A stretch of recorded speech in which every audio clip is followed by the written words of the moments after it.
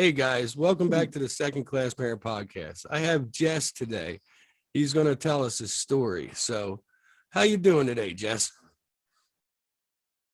Not too bad, man. How you doing? I'm excellent. So, would you like to tell everybody a little bit about what's going on with you? Yeah, sure. Like a lot of people probably listening to the to this podcast, I am I guess not technically divorced yet, but I'm separated. Have been for 2.5 years or so now. So in the end of 2018, the first couple of weeks of 2019 is when my marriage kind of fell apart.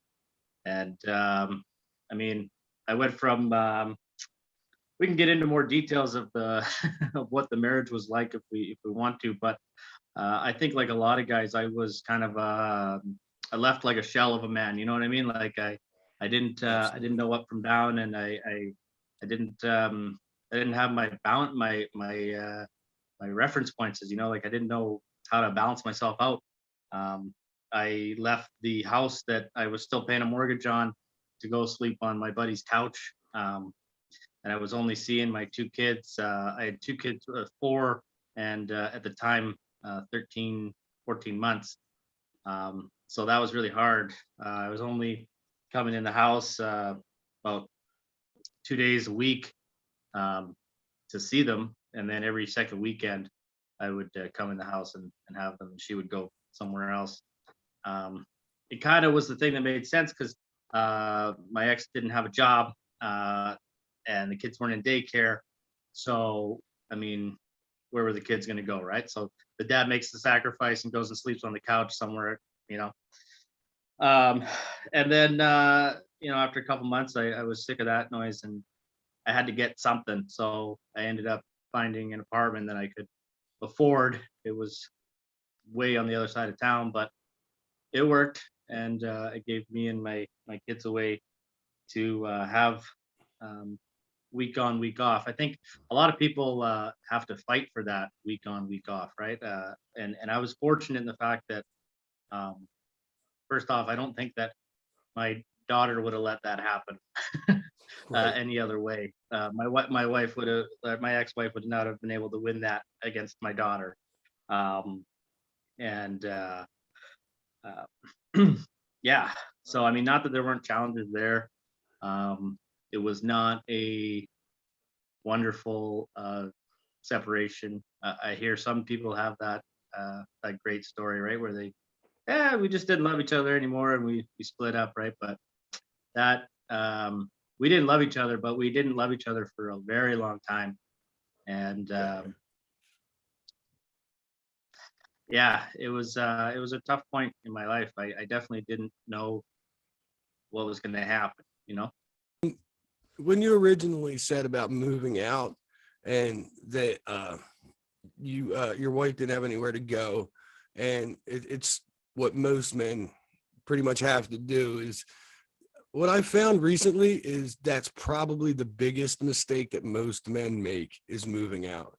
Um, like obviously if it's such a completely volatile situation that you can't stay there, I get that. But for men that are listening to this, at all costs, if it's possible for you to stay, you need to not leave the house. And the reason why is because when you do that, you set a precedent.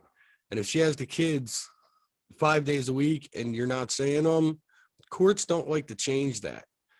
So, like, for the guys listening, unless you're being beaten or she's being beaten or you just cannot work it out, stay in the house.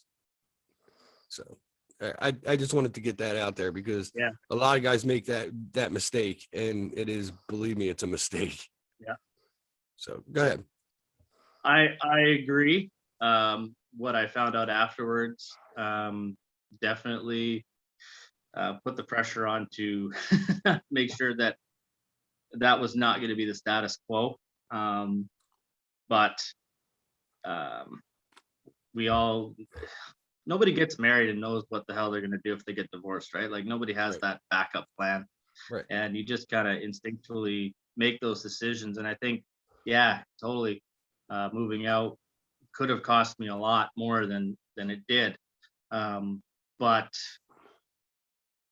you know, it worked out for me. But yeah, no, you're totally right. 9 times out of 10, it's not at all the right move. um, Right. but we live and learn, right? So um, I was fortunate to not have the parenting thing be the question. The um, yeah, the fighting for me was just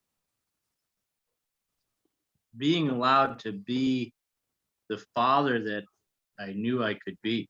You know, um, Absolutely. when I was married, my ex made all of the decisions without any consulting of me. It was more I was being told this is what's happening. Um, and when I was on my own with my kids, I got to actually be a dad. You know, I got to actually make decisions for my kids that I felt was best for them. Um, and that was really, really empowering. You know, like that was really awesome for me. Um, and that was always a battle with the ex because she didn't agree with the little things that I was doing, or she was always nitpicking the little things that I'd be doing, like, you know, stupid Yeah. things like my daughter going to school with, purple pants and a pink shirt. Well, that doesn't match. Well, Right. That's you what she know, wants to wear. That's what she things wants to like wear. that. That's my philosophy.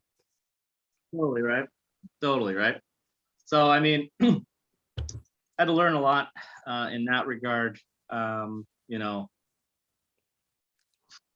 I don't want to say too much about my ex, in case my kids ever hear this someday, you know what I mean? Sure. Um, I think that's important to sure that people know that, like, don't ever, like, as much as I mean, and I despise my ex, I really do. But I'll never let my kids know that, Right. and I will always make sure that they respect and that they love their mother, even if I can't stand her. you Right. know. And I mean, Um, I understand what you're saying, and I agree with that to an extent. But like in my situation, I have full custody of my 6-year-old son, and his mother mhm, for the longest time did not have a relationship with him. But when he's old enough to understand what happened, I will definitely actually sit down and let him know his mother had a severe drug problem. And I don't want mhm, him to end up in the same situation that I did because of that. And his mother's doing amazing now. She's in his life. And, I, I would never try to separate him from her or, mess up the relationship. But as a father, it is my responsibility to make sure that he knows like the warning signs and, things like that. So he doesn't end up with a son that, I mean, my son really didn't have his mother in his life for the first like 3 years of his life, so I mean, I do think mhm. that's important as well. Yeah, I hear what you're saying for sure. Absolutely. Um, yeah, but I mean, I don't know. I guess I should maybe move on from that topic or move Sure. on to what happened next. Or Absolutely. okay, yeah. So um, like I said, the marriage was pretty much dead for years before it actually ended. Um, and so I don't know, like leaving that relationship where I was like rejected by my wife, day in day out. I felt the need to, you know, find someone, like, Sure. and I did. And I think a lot of people make the mistake of finding someone that's so polar opposite to their ex that um, they kind of put their blinders on to everything. And I did that. I made that mistake, and I was with someone for about 4 or 5 months that a month into it, I introduced the kids. That was a big, big mistake. That ended up being a terrible. That relationship ended because this person, after 4 months, had a boyfriend for the whole 4 months, and Gotcha. my kids got to know them, got to know her and her kids and everything, and it was just heartbreaking to have to tell them, like, we're not going to see them again. We're not going to be around them again. And I think, it put a lot of caution on me for the next time. And I mean, I felt like I really failed the kids. I failed everything, at that point. That was probably the lowest point.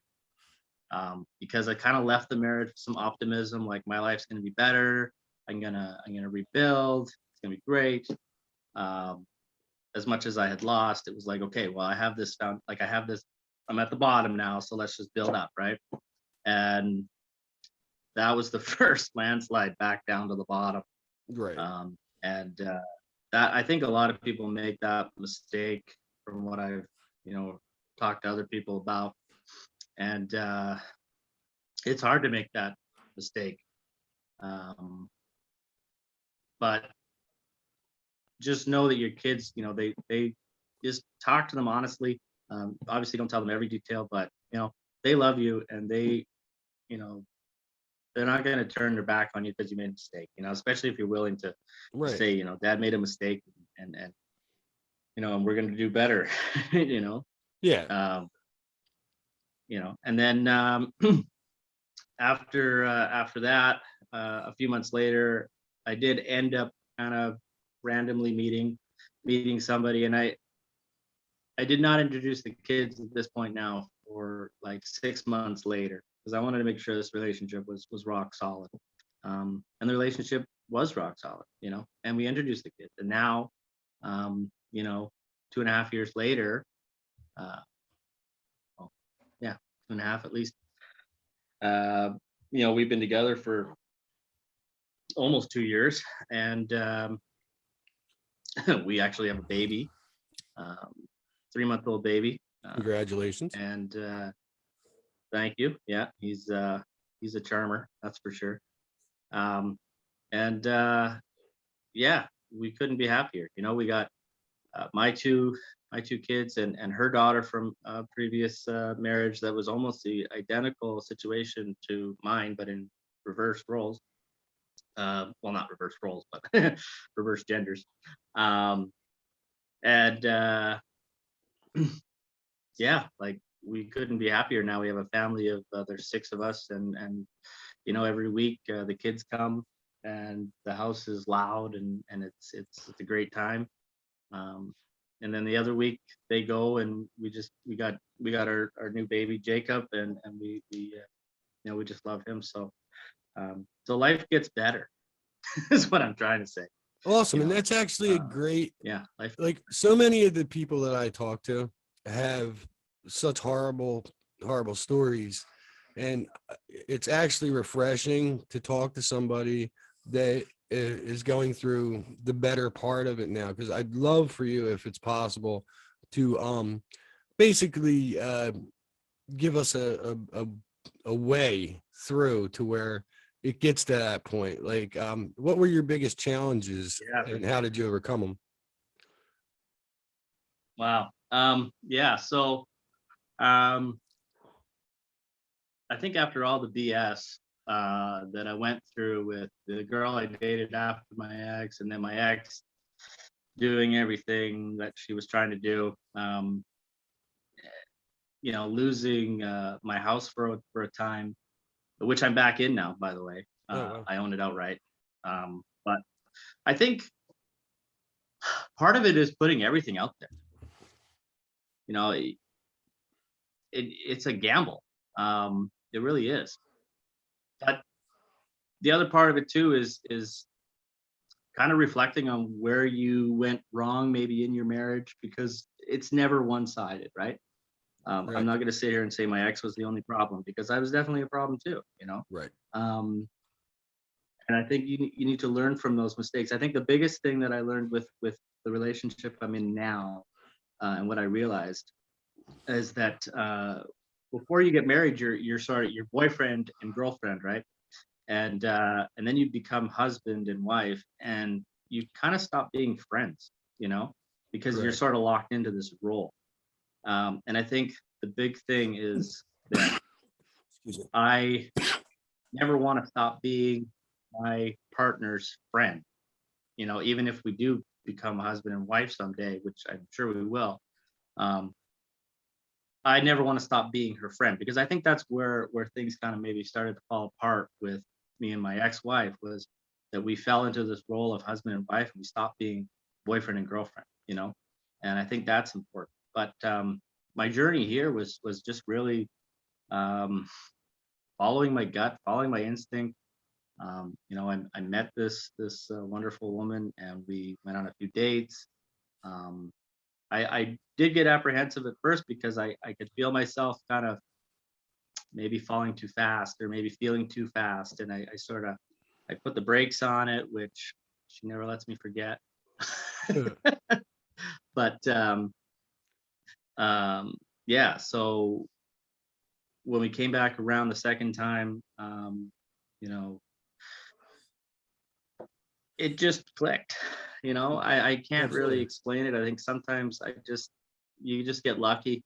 But Oh, absolutely. when you find the thing that's right, you know, let it be right for you. You know what I mean? Like, don't deny yourself something, and Right. don't you know, and don't like put yourself in a, you know, oh, it has to be this, or oh, like, you know, only 9 out of 10 uh, boxes are checked on my list, so I'm gonna let this person go. You got to accept people for their you know, for their flaws as well. And if you can love those flaws, then you can get through. You can make it, right.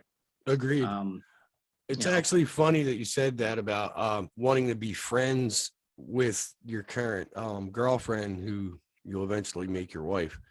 Because one of the things that I try to tell people all the time, my actual wife now um, is my best friend. And she was my best friend for a long time. And you hear people all the time that say, oh, I can't be in a relationship with that person. We're friends, blah, blah, blah.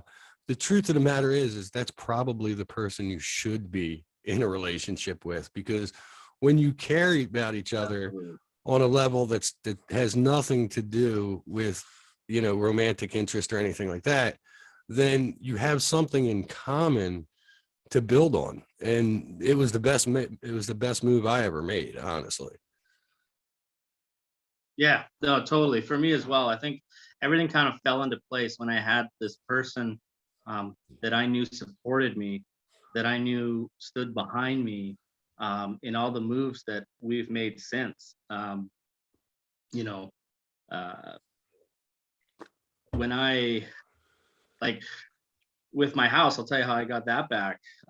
My ex knew she couldn't afford to pay the mortgage on it, and I had basically said, like, if I'm not living in that house, then I don't want to be responsible for that mortgage, right? Because it could totally screw my credit rating. And how am I supposed to pay rent and have my, you know, so that I can give my kids somewhere to be with me every other week if I'm also having to worry about, is the mortgage paid? So we had it all set up in the agreement with the lawyers that you know, that she was responsible for the mortgage, Right. but you know, somehow, some way. And if she figured she could afford it, then she could live in it. And I was fully prepared to hand her over the house if she could get it in her name, to be honest, Right. Right. which would have been a horrible, horrible mistake. Right.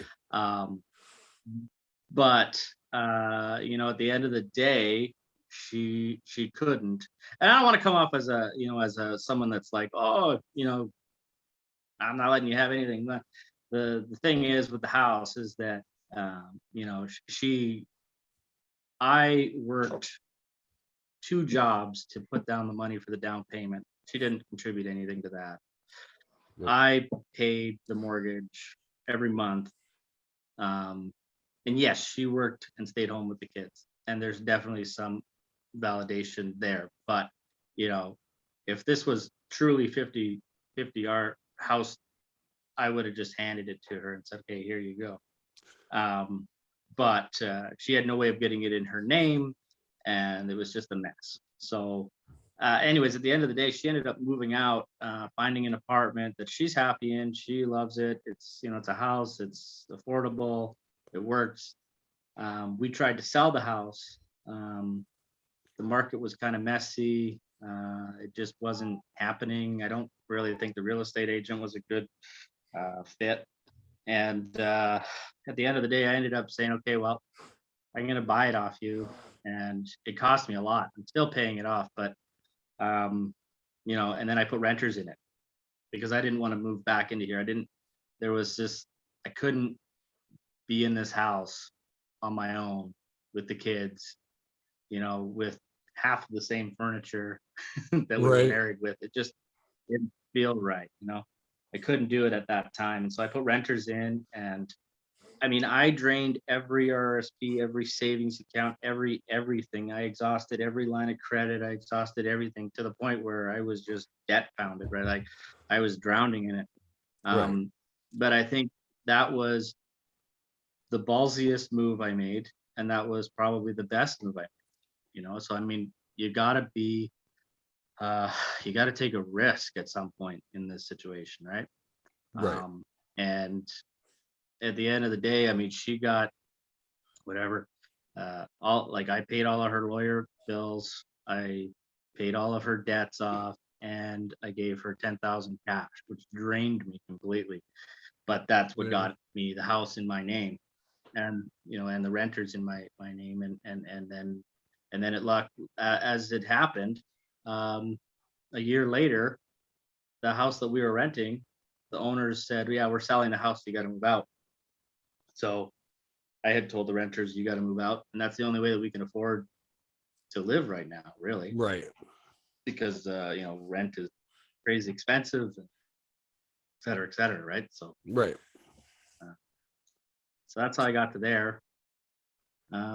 Yeah, So and how is it now that you guys are, moved on, you're living in the house?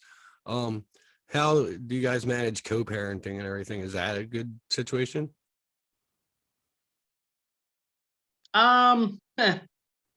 it's up and down. It really is.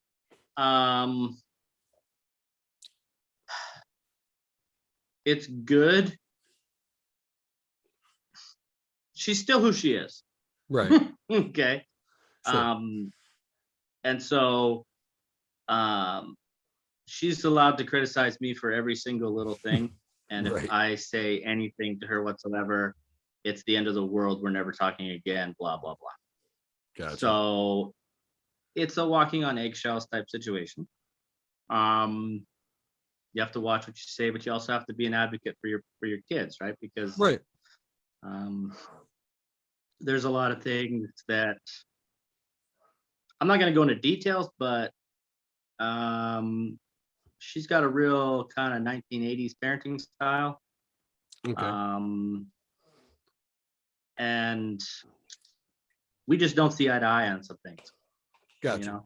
Not that I think the kids are ever in any kind of harm's way, or like I fully believe she's a capable mother and that she's doing the best she can. It's just that her ideals come from what she was raised by, and an era that things have sort of changed, right?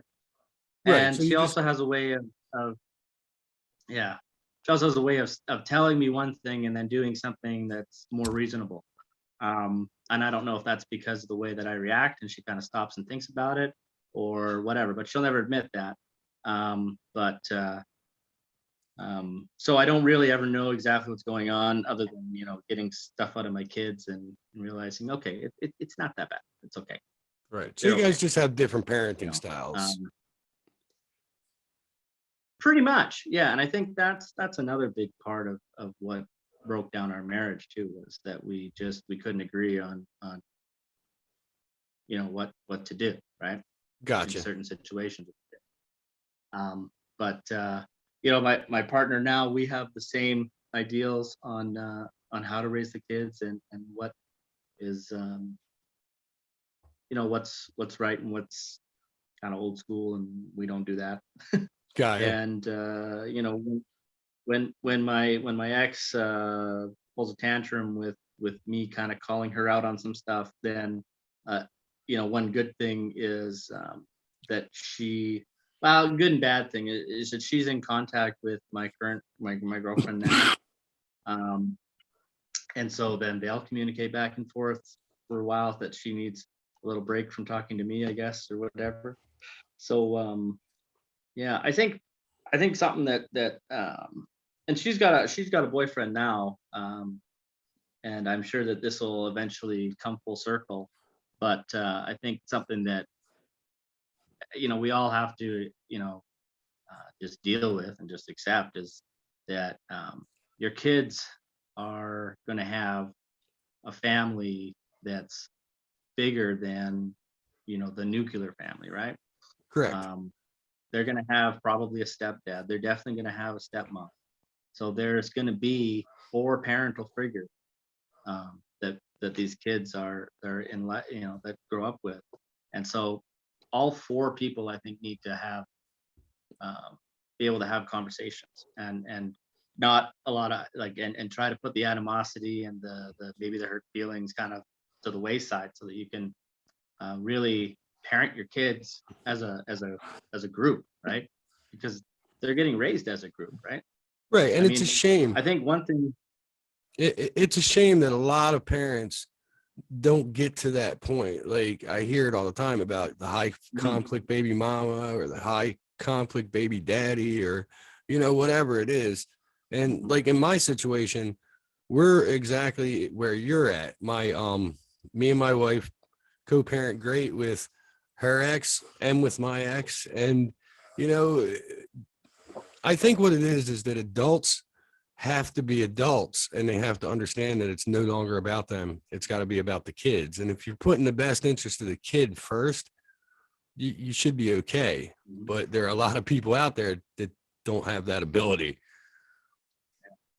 I think something that came to my mind the other day that I do want to get out here and to say to people is, um, you know, and it just kind of hit me for myself. When you hear about people and they talk about their childhood and their childhood trauma, their childhood story, whether it's a good story memory or if it's a bad story memory, however it is, you as a parent, you are responsible for writing the first few chapters of your kid's story. you know Right. I mean, how your kids write their story, tell their story when they're older of how their childhood was is on you, on what you do today. And how you so if you decide to put bygones be bygones, and I'm going to get along with this ex partner, and we're going to co-parent these parents, and I'm going to smile and I'm going to wave and I'm going to be nice as pie when I have to be in front of those kids. And then and that's what I'm going to do, because I want my kids to be able to say, yeah, my parents got divorced, but it wasn't a big deal. you know I don't want my kids to have to say, yeah, my parents got divorced when I was young and it affected me for the rest of my life. That's not the story I want my kids to have to tell. you know um Absolutely. Even though that you know Yeah, I know. so. And I'm the exact same way. Like there were times before, my marriage split up that, there was arguing and yelling and fighting. And I just got to a point where I said, you know what? My kids don't need to see this. Whether I'm right or whether I'm wrong, it doesn't matter. What matters is what they see. And once we split up and everything like that, it became my focus to just calm the conflict, regardless of what her attitude was or anything like that at that point. I wasn't playing that game and I wasn't fighting. I wasn't fighting with anybody. And unfortunately, it takes a long time, if ever, for a lot of couples to get to that point. And I got to be honest, my ex, Yeah. she once I stopped playing the game, she realized that, you know what, it's pointless. Well, why would I want to try to argue with somebody that doesn't want to argue? You know what I mean? Totally. That's something that we're still on that road, but I can see the finish line on that one. It's ahead of us and we're getting there.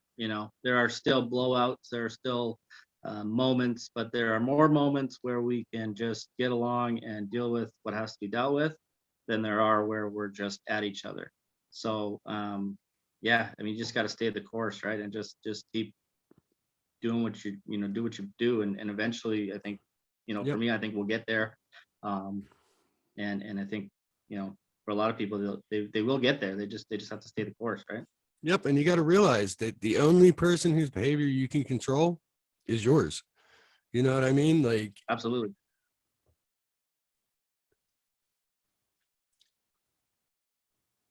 so, how are things with the children? Are they, happy and well adjusted and all that Oh good yeah, stuff? absolutely. The kids are ecstatic. Like they watching my um, I guess now my older son, who used to be the baby, um, watching him with his baby brother has been so heartwarming. It really has. Absolutely. He cause and he's a wild child, but when he's around his baby brother, he just calms right down, and he is just so there with him, and just such a sweetheart. And that's been so good to see. Um, and it actually, it's been kind of vindicating because my ex was going on and on about how, when the baby's born, these kids are, my daughter's gonna freak out. She's not gonna want to come here. She's not gonna want anything to do with it. My son's gonna be he's gonna be jealous. He's gonna be miserable and this, that, the other thing. And it's been really vindicating that, like, my daughter, she's carrying him around all the time. She wants to hold him. She wants to feed him. She wants to help change him. She wants to teach him things. And same with my someday stepdaughter. She just loves her baby brother, and all the kids play together. They all think of each other as brother and sister. The girls share a bedroom, and they love it. In fact, they can't, when they come here, if the other one's not here for some reason, they can't sleep in Right. that room without the other one. So Right. it's always a challenge when they aren't all here. Um, you know, and yeah, um, we get to play, and we get to have uh, a fun time, and it's not all about fun, because sometimes there's real work to do. I mean, my son is going to school in September, if this COVID crap goes Right. away. Um, and he's lacking on, like, he's not quite potty trained yet. He's working on his speech, so there's lots of work that we got to do, but it's rewarding for me as a father, to see him change and grow.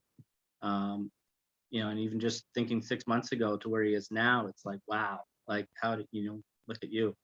And yeah, it's and just to see our family dynamic, and start flicking back through pictures of even just a year ago, and it's like, holy cow, like, look at everything we did even during this pandemic. Like, we became a tight knit a family, and Yeah. and one of the things that I thought that I lost, that I would never get back, um when I got divorced, was that I felt like I lost my family, right? Like, I lost I lost something I could never get back, right? Right. Um, and to be sitting here a little over 2 years later, um, with kind of 4 kids, Yeah. um, and someone that I'm going to call my wife someday, standing behind me, you can get it back, and you can get Right. it back better. You can get it back. Um, yeah, it doesn't have to be all gone. I I gotta I remember. I gotta tell you, I actually love hearing stories like yours. And the reason why is because that's part of what this show is all about. Like, it's about, fathers' rights and, the inequality in the system, but it's also about showing other dads who are, down in the dumps, and, that there is a light at the end of the tunnel, and you can get there. Like, you can be happy again. It's Absolutely. okay. You know what I mean? It's okay to be happy. Mhm. Yeah, I think like a lot of people, like my parents were together my whole life. They still are. Um, and I didn't have too many friends that had, divorce situation. Yeah, me too. The only divorce situation that I knew was my aunt and uncle. And when they split up, like my uncle is still single to this day. It was back in the 90s. Um, and he pretty much just had them, every other weekend. Um, and I mean, I can't imagine that. I mean, as a father, how are you supposed to raise your kids when you only see them, 6 days a month? Yeah, Um, it's you crazy. know, and you know, and not even really 6 days a month, like, four and a half, 5 days a month kind of thing, when you really break it down. Well, And I thought that was going to be me. I thought that was going to be my life. yeah. And I was determined to find another way. And Yep, and there is another way, I could you know. never have dealt with being an every other weekend dad. It would not have worked for me at all. And Mm, unfortunately, no. I'm not sure how it works in Canada, but in the United States, we have a thing called Title 4D, which is part of the Social Security Administration Act, and it actually governs child support. And the thing that's really screwed up is that over here, dads end up every other weekend dads because the states get 66 cents on the dollar for every dollar that the state collects in child support. And the way they determine child support is by overnight stays. So the less overnight stays a dad has, the more he pays. And the more he pays, the more the state makes, which most people don't even know Wow. that. And it's a really sad situation because when the state says it's best interest of the child, they're not worried about the best interest of the child here. They're worried about them dollar signs because that's exactly why Yeah. there are every other weekend dads here. Like I don't know if there's anything similar in Canada to Mhm. that, but I'd like to let dads know that Well, that's why we you're have, screwed. yeah. Well, in Canada, um, and again, I don't know how it works in the States, but um, like if you have 50-50, you have 50-50, you said, I believe, right? Like, Yes, do absolutely. you I have pay child my support based on income? no, my son, I have full custody of. And then I have kids from another Oh, okay. relationship that I split 50-50. And my ex, she's 50-50 Okay. with her children that are my stepkids. But Mhm. we could have child support from their father, but we refuse to take it because it's not fair. If you have 50-50 custody, nobody should be getting child support. Right. So where I'm at, so I have, so this is where things get, if we want to talk about the Canadian perspective, um, what, what happens here is basically we just use the tables, right? So I put in Right. my income, she puts in her income, and it comes up with a number. And it doesn't matter if I'm a weekend dad or if I'm a 50-50 dad. The amount that I pay is the same. So, I mean, here I'm in a situation where we have the house and I've got a bedroom for the girls, I've got a bedroom for the baby, I've got a bedroom for my son. We've got toys, we buy the shoes for school, the backpack, we buy, just as much clothes, um, you know, uh, everything we basically pay for. And yet I still pay like $525 a month in a child support payment to someone who just really isn't even looking for a job, gets welfare from the system, and gets a child tax benefit based off of her, uh, the fact that she almost makes no income. And so really, if you looked at all the money she makes close to 35 grand a year, 40 grand a year. But we only use the amount that she actually gets as taxable income. Oh my. So basically, I pay based on about, I think this year was based on 20,000. Right. So versus my, whatever. Right. So, um, you know, and I don't make much. I'm not going to say exactly what I make, but it's under 60,000. Right. You know, and to pay $500 a month when you have them 50% of the time is hard. You Right. know, And that, and for a while there, we just stopped now.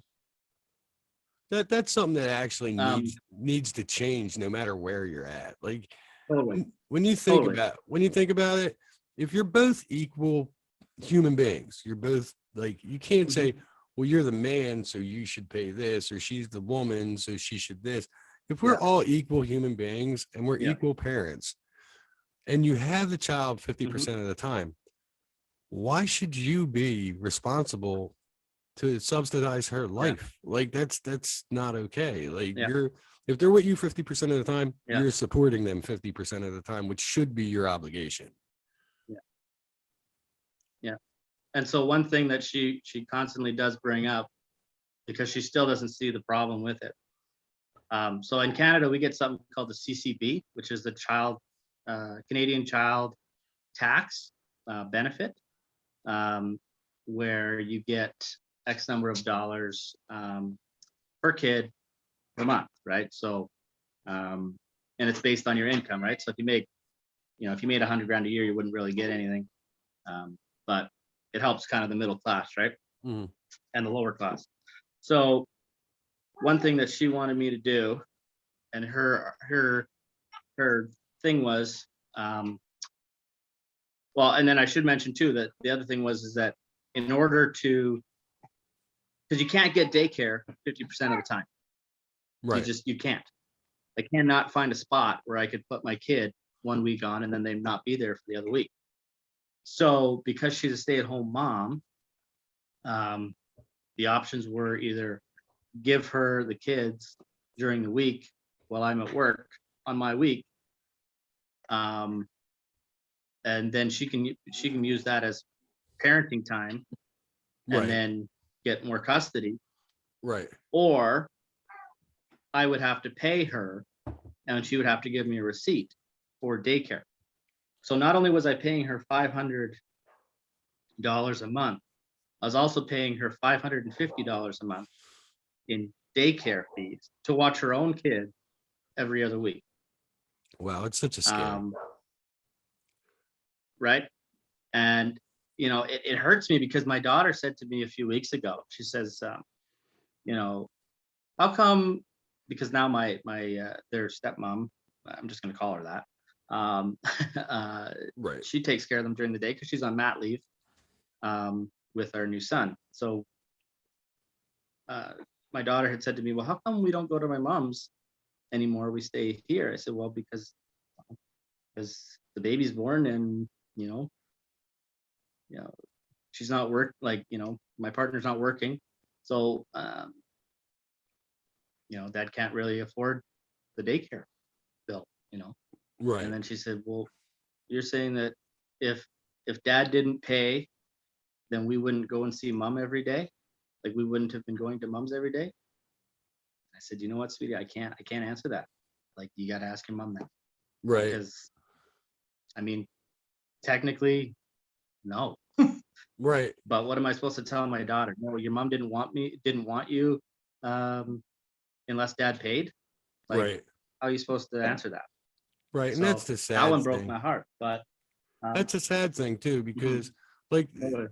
the relationship that me and my wife have with our exes is, if they need us to take the kids for something, we take them. If we need them to take the kids for Mhm, something, they take them. There's no, oh, well, we need extra child support or this or that. And, that's the sad thing. It, mhm. it really does need, and I don't understand why the government doesn't see this, but it really needs to I come don't know. down to the best interest of the kids. And like, if you're that, Mhm, focused on money, it's not the best interest of the kids. You know what I mean? totally. I mean, my ex will play the game, right? Like she had said to me when I said, well, we're gonna be pulling the kids out of daycare because she'll be home and we can't afford it if she's not making her normal income and this, that, the other thing. And And so she started this big whining, crying campaign. Oh, I'd never gone that long without seeing my babies, blah, blah, blah, blah. And I said, look, we only live like 2 blocks away. Like, if you want to come and see them, you want to take them to the park. I said, there is absolutely no way in the world that I'm going to deny you from seeing, your kids. If you're at home, you're not working, whatever, and you want to take Nicholas and take him to the park or whatever. I said, I'm not going to stop you. Absolutely. I said, but I'm not going to pay you either. Right. And her response was, well, you got to pay me something. So, Jesus.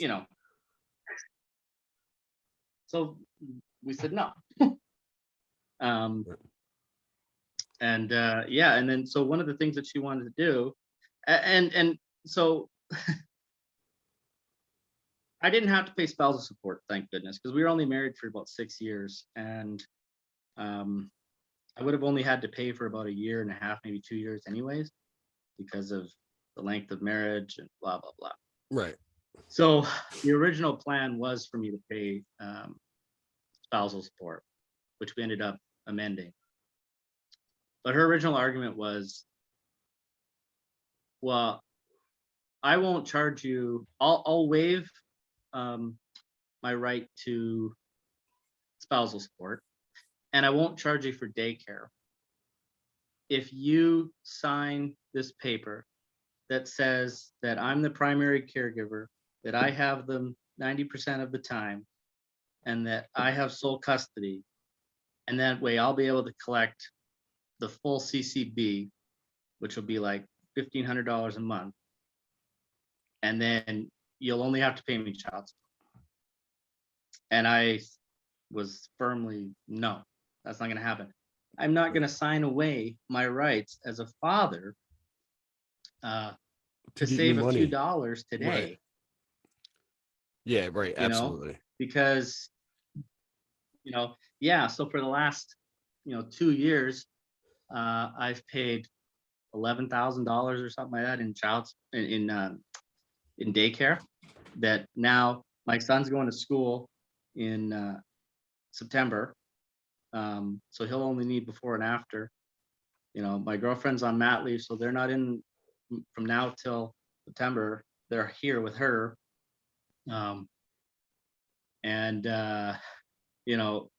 I was going to give away my rights as a father for my right as a father was worth more than $11,000 to me. I'll tell you that right now.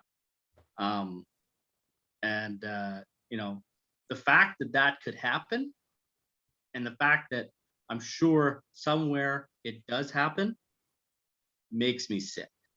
Yeah. It really does, because some of these women, they're so good at manipulating. They're so good at prying and making it and playing to the soft spot, and playing to the, well, yeah, you're really financially hurt by this divorce, so this will give you some reprieve from it, but you're going to have to give this. But in reality, I'm going to give you the kids every other week. Like, we're not going to actually follow that. It's just that it's on paper as far as the government's concerned.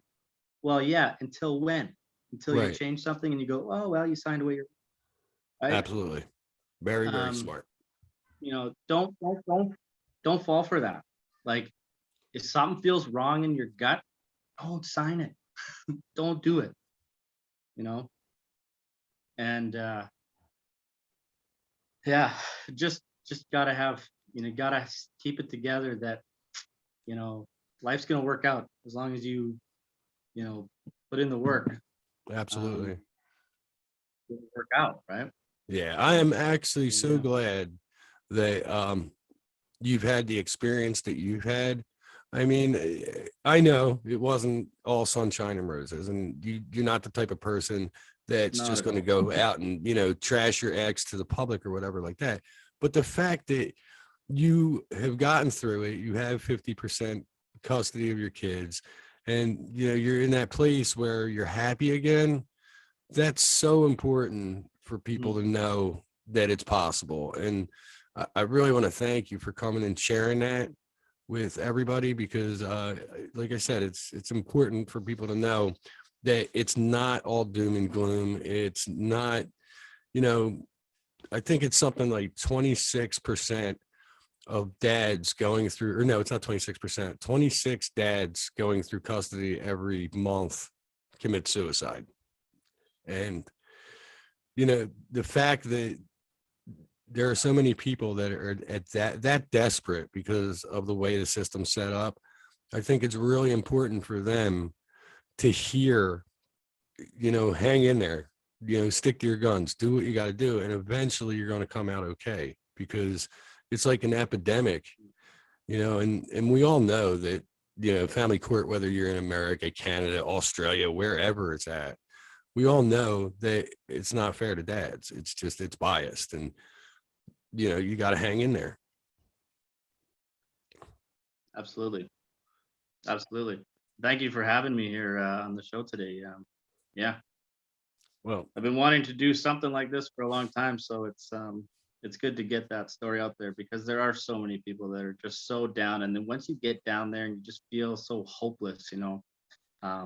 I used to picture it like I was in the very bottom of a cave, you know, but I had a rope and I could maybe start to climb out, and you know, sometimes it's okay to have to sit down there in that cave for a little while, kind of figure out your way out, yeah, and then start attacking it. But just don't stay down there too long. You know what I mean? Don't make a house down there. Don't camp out down there. Don't live down there. You know, that's not where you're meant to be. absolutely. And once again, congratulations on your new baby. And thank you very much Thank for you. coming on and sharing your story. And you have my Facebook and, you know, all that. So don't be a stranger. You know what I mean? Hit me up if, you know, you got something that you want to say. And, you know, I'll definitely look forward Absolutely. to hearing from you in the future. But I'm going to, For you know, sure. end the interview, and I will absolutely send you a link and everything when it's up and ready to watch. Cool. Well, thanks a lot, man. Right. Appreciate you having me. Oh, thank you. And thanks for being so patient with all the technical issues and everything. That was, you know, unexpected, No but worries, man. It happens. awesome. That's how she All right. goes. All right, brother. You have a good Cool. one. All right, you too, man.